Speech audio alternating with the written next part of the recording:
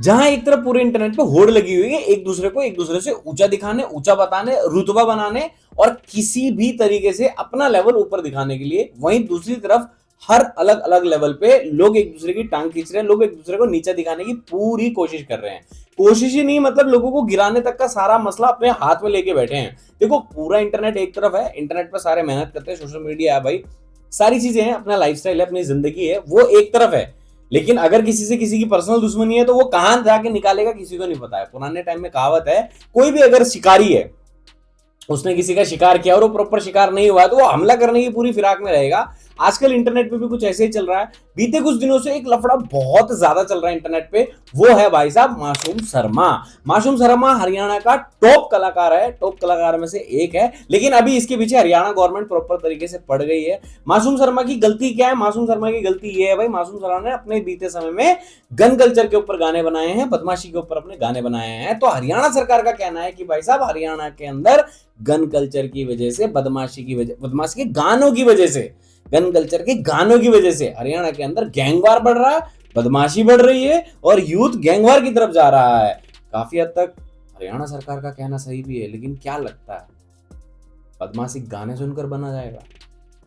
कि भाई मुझे एक फायर मारना था यार, पैंचोद वाइब नहीं आ रही, अगर तू मासूम शर्मा का गाना चला देता ना मेरे भाई, ठाए ठाए ठाए फायर मारता मैं। बॉडी में एनर्जी नहीं आ रही है यार। अभी जैसे मेरी बॉडी में एनर्जी नहीं आ रही, तो मेरे को क्या लगता है, मुझे खटोला गाना सुन लेना चाहिए, एक खटोला जेल के भीतर, और भाई साहब मेरी बॉडी में जो एनर्जी आएगी, तो फिर ये एनर्जी मैं पेपर देने के लिए भी तो यूज कर सकता हूँ। भाई मैं एग्जाम देने जा रहा हूँ, एक खटोला गाना सुन के एग्जाम दे आऊंगा, तो क्या होगा, टॉप नहीं मार दूंगा मैं? देखो, मैं ये नहीं कह रहा हूं कि क्या है नहीं है, मुझे उससे मतलब नहीं है। हरियाणा सरकार का सीधा सीधा कहना है भाई साहब गुंडागर्दी के ऊपर गाने बनेंगे, बैन होंगे, गन असले के ऊपर गाने बनाओगे, बैन होंगे, क्योंकि इससे यूथ खराब हो रहा है। अब अगर यूथ खराब हो ही रहा है और अगर सच में यूथ के ऊपर इस बात का फर्क पड़ रहा है कि भाई साहब तुम गाने सुन रहे हो और बदमाश बन रहे हो, तो मेरा हरियाणा सरकार से पहला सवाल है, हरियाणा सरकार की बात को सराखों पे रख के मेरा पहला सवाल है कि क्या जब मासूम शर्मा के गाने नहीं थे तो क्या बदमाशी नहीं होती थी? बदमाशी तो तब भी होती थी सरकार, हालांकि सरकार तब नहीं थी, पर तब खट्टर जी की सरकार थी, उससे पहले हुड्डा जी की सरकार थी, उससे पहले होगी किसी की मुझे याद भी नहीं है। लेकिन ये बदमाशी तो जमाने से चली आ रही है ना यार, हैं? तो मेरा मानना ये है कि अब अगर ये सब चीजें चल रही है तो क्यों चल रही हैं, तो एक एक करके अगर हम इन सब चीजों पे बात डालें तो आइए जरा देखते हैं कि क्या मैटर है और कैसे करके ये सुलझा सकता है और कैसे मासूम शर्मा इन कंट्रोवर्सियों के बीच में आज की डेट में टॉप पे बैठे। सबसे पहले तो यही पूछना चाहेंगे भाई, टोटल कितने जो गाने आपको डिलीट हुए हैं? मेरे टोटल 6 गाने डिलीट हुए हैं, 6 से, और आज एक और रिपोर्ट आई कि शायद एक और गाना पानीपत की लड़ाई वो भी डिलीट हो गया। 7 डिलीट नहीं हो रखे, असल में बैन कर रखे हैं। यूट्यूब पे से 6 गाने वो बैन हुए जो इस टाइम पे उसके टॉप पे चल रहे थे या पास समय से टॉप पे चले आ रहे थे। लेकिन एक इंसान के वही गाने ट्रैक करना जो पास समय से ट्रेंड में चले आ रहे हैं और उनको अचानक से बैन कर देना, ये कहां तक सही है? मेरे पास एक टीवीएस स्टार बाइक थी पुरानी, वो भी मेरे फूफा से मैंने 14,000 रुपये में बड़ा मुश्किल से लड़ झगड़ के घर वालों से लिया था उसको। तो मैं कैथल रिकॉर्डिंग करने जाता था रात को सर्दी में, मतलब इतनी सर्दी होती थी कि भाई बाइक चलाना तो बहुत नामुमकिन खेल था। हम क्या करते थे, कोई भी ट्रक आता उस ट्रक के पीछे लगा लेते सिर्फ 5 फुट के बीच में, कि ताकि सर्दी नहीं लगे, वो गर्माहट होती रहे।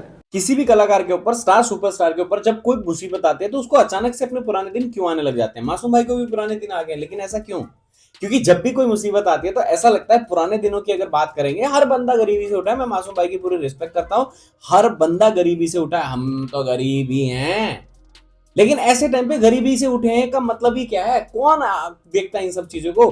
गरीबी से उठे हैं बोल के कौन सा सरकार आपके गाने वापस ला देगी मासूम भाई? हाँ भाई, राम राम भाई, सारा ने करा दिया डिलीट। अरे जब उन्हें फूफा ने छेड़ेगा, कदे उसके बारे में कब मैं कहेगा, कदे कब मैं कहेगा, डिलीट तो होएंगे, और ना वो डरता किसी तक और ना हम डरते हैं, समझ गए?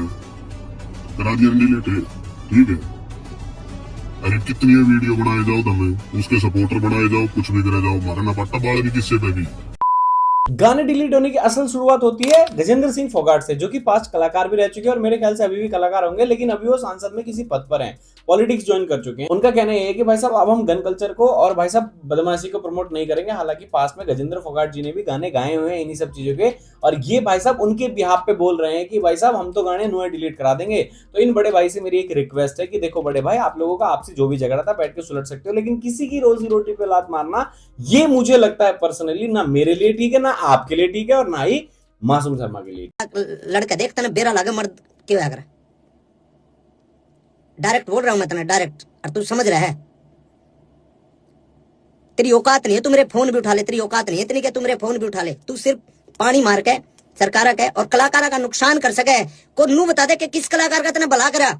ये बात है गाने बैन होने के बाद की, जहां पे मासूम भाई लाइव आकर अपना गुस्सा प्रकट कर रहे थे भाई कि भाई ये चीजें हैं, ये प्रॉब्लम है, और काफी हद तक लोग खुल के इस बारे में बोलना नहीं चाहते थे, क्योंकि गजेंद्र फोगाट जी का भी नाम एक समय पे काफी हद तक अच्छा रहा है और अभी भी नाम है, कोई डाउट नहीं है, बट उनके सामने या उनके खिलाफ जाकर कोई बोलना खुल के चाहता नहीं है। तो सो दैट उनको थोड़ा गुस्सा भी आया कि भाई एक तो पर्सनली यूट्यूब पे से सिर्फ मेरे गाने रिमूव किए गए हैं, अगर तुमको लगता है कि प्रॉब्लम है तो भाई साहब इंटरनेट पे दुनिया भर के गाने हैं, पूरा पंजाब गैंगलैंड के गाने बना रहा है भाई साहब, वो सब उड़ा दो, पूरा बॉलीवुड बना रहा है, हॉलीवुड बना रहा है, इंडिया के अंदर हर जगह के हर सिटी के लोग बना रहे हैं, but only Masoom Sharma target हुए हैं। तो भाई उनका गुस्सा करना भी जायज है, और वो गजेंद्र फोगाट जी को कह रहे हैं भाई साहब तू एक काम कर, मेरे से पर्सनली मिल ले। लेकिन एक चीज का मुझे पर्सनली अच्छा भी लगता है, मानना ही पड़ेगा कि भाई साहब मासूम शर्मा का अलग लेवल पे रुक का चलता है, भाई साहब अलग लेवल पे दबदबा है। अब किस चीज का है मुझे भाई साहब पता नहीं है, पंडित जी होके भी भाई साहब मतलब दिलेर खरकिया को भी एक बार इन्होंने बहुत धमकाया था, बहुत सुनाया था, बहुत इनका झगड़ा चला था। सूरज कुंड मेला था, सूरज कुंड मेला में शो था भाई केडी का, मैं बोलूंगा केडी के बराबर बोला ना बोला, केडी भाई का शो था, केडी के होल्डिंग पोस्टर तक लाग लिए थे, उस आदमी ने उसका शो कैंसिल करवाया। गीता जयंती का टाइम पे, गीता जयंती कुरुक्षेत्र में मेरा शो था, मेरा शो उस आदमी ने कैंसिल कराया। अरे साले किसी आप भला कर ले, नुकसान तो ना करे।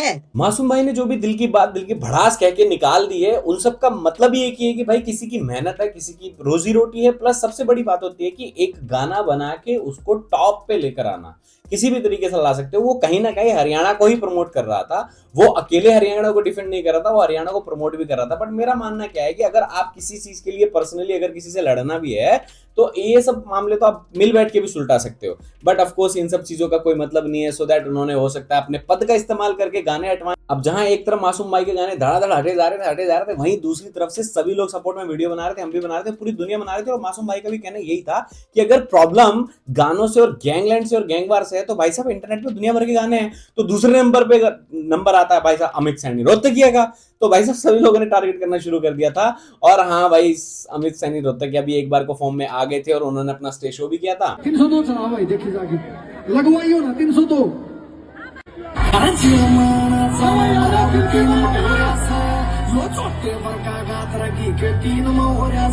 लो भाई साहब, इस स्टेज शो के बाद अमित सैनी रोहतकिया का भी एक गाना बैन करा दिया गया और धीरे धीरे ये गाने बैन होने शुरू हो रहे हैं।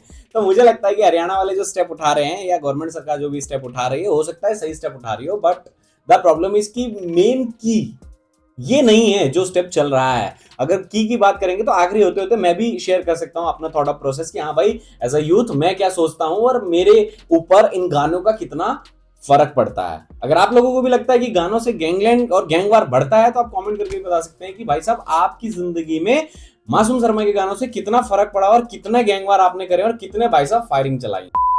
कभी कभी इंसान की मुसीबतें खत्म होने का नाम ही नहीं लेती है। कभी कभी ऐसा होता है कि आसमान से गिरे खजूर के पेड़ पे अटके, तो कुछ ऐसा ही हो रहा है मासूम भाई के साथ भी। एक कंट्रोवर्सी खत्म हुई नहीं, एक मसला खत्म हुआ नहीं कि दूसरी स्टार्ट हो गई है। हाल ही में एक स्टेज शो किया था, वहां पे एक कंट्रोवर्सी स्टार्ट हो गई है कि भाई साहब कोई लड़का था फैन बन के एज अ फैन फोटो ले रहा था, उसका विवाद बढ़ते चला गया और वो मासूम भाई का कहना है कि उन्होंने 3-4 बार सेल्फी ली थी जिसकी वजह से मैं इरिटेट हो गया था, या वो बैंड वाला था या साउंड वाला था, वो कुछ तो ऐसा था, ऑपरेटर था, जिसकी वजह से वो अपना काम ना करके फोटो लेने के चक्कर में 3-4 बार परेशान कर चुका था। तो कोई भी इंसान परेशान हो जाता है, हम इस बात को मान सकते हैं। तो परेशान होने के बाद उन्होंने उसको स्टेज पे गाली दे दी। कीबोर्ड की आवाज बढ़ाओ, कीबोर्ड की जल्दी आवाज बढ़ाओ। तो चूतिया है।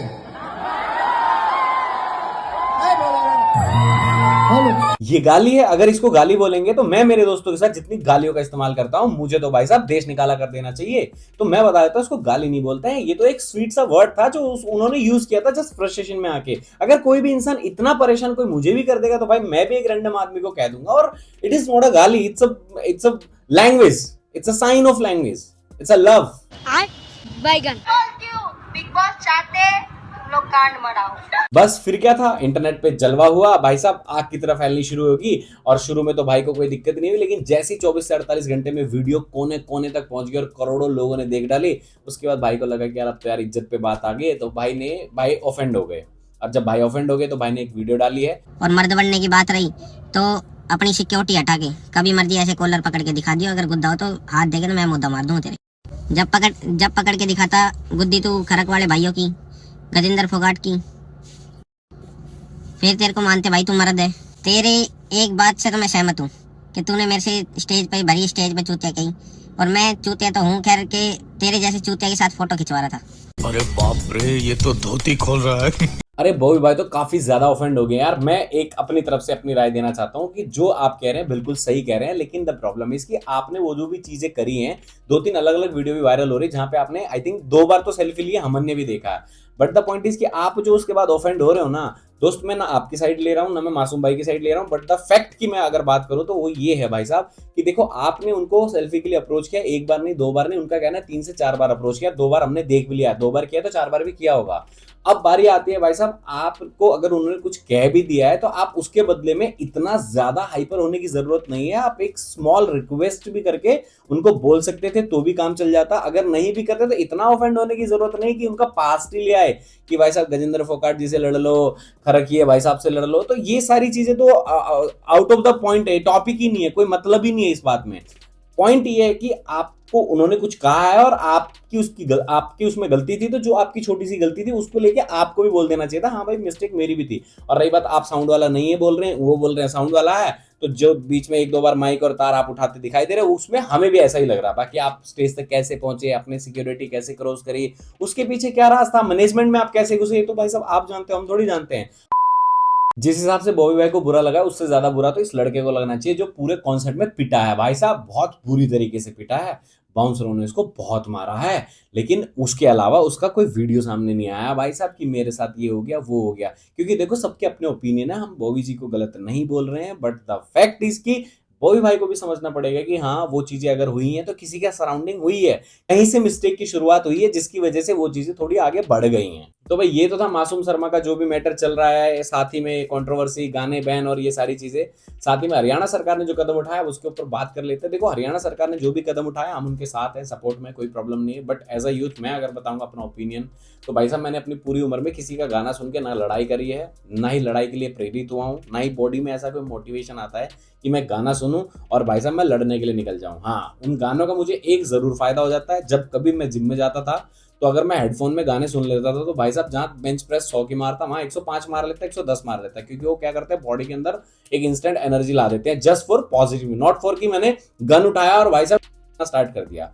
अब बारी आती है गन कल्चर, गैंगलैंड और भाई साहब गैंगवार और बदमाशी खत्म करने की, तो उसका एक मैंने रील भी डाली हुई है और उसको मैं यहाँ पे भी एक्सप्लेन कर देता हूँ कि अगर आपको ये सब चीजें खत्म करनी है तो एक कदम और उठाना पड़ेगा कि अगर ये सब चीजें खत्म करनी है तो इससे पहले आपको शुरुआत करनी पड़ेगी कि इन सब के पीछे हवा देने वाला है कौन। क्योंकि कोई भी बदमाश अगर बदमाशी करने के लिए निकलता है तो बदमाशी बाद में होती है, पहले पीछे से बैकअप आता है, हवा आती है। क्योंकि गाने सुन के कभी भी कोई फायर नहीं मार सकता, लेकिन हाँ अगर पीछे कोई खड़ा है बैकअप सपोर्ट देने के लिए कि मैं देख लूंगा तू जा फायर मार के आ, तो भाई साहब फायर ही फायर चलेंगे। सिद्धू मूसेवाला केस में क्या हुआ, यही हुआ कि बैकअप सपोर्ट होने की वजह से ये सारे कांड हो पाए, गाने सुन के उन्होंने वो कांड नहीं किया। देखो छोटी मुंह बड़ी बात है, इतनी औकात नहीं है बोलने की, बट एज अ यूथ बात यूथ की हो रही है, यूथ खराब हो रहा है, तो मैं अपना एक ओपिनियन रखा है, इसमें आप लोगों का क्या कहना है as a comment, as a audience आप बता सकते हैं। हरियाणा सरकार क्या चाहेगी वो तो हमसे ऊपर ही है, तो जो चाहे हमें उनका फैसला मंजूर है। और ये वीडियो बनाने का मकसद सिर्फ फन एंटरटेनमेंट और एक नॉलेज पहुंचाना था, इसका किसी की पर्सनल